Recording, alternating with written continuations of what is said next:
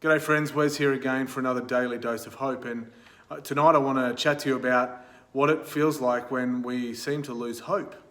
There's plenty of times in the Bible that we see where people lose hope, and the time that I'm thinking about it's sometimes it's even hard to believe. Like, where is God in all this? In the midst of pain and suffering in the world, where is God in all of this?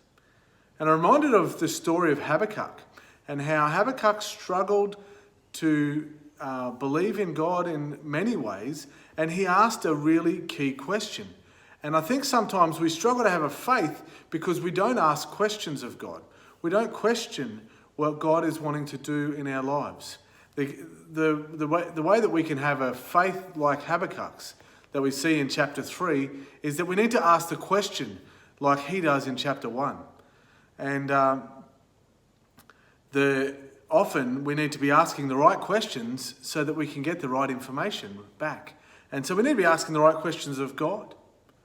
And then there's this key to point in time that happens in chapter 2. I struggle with it the most, probably of everything in this story of Habakkuk.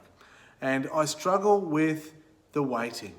We ask the question, we live in a world where we flick a text message off, we send an email and we expect an immediate response.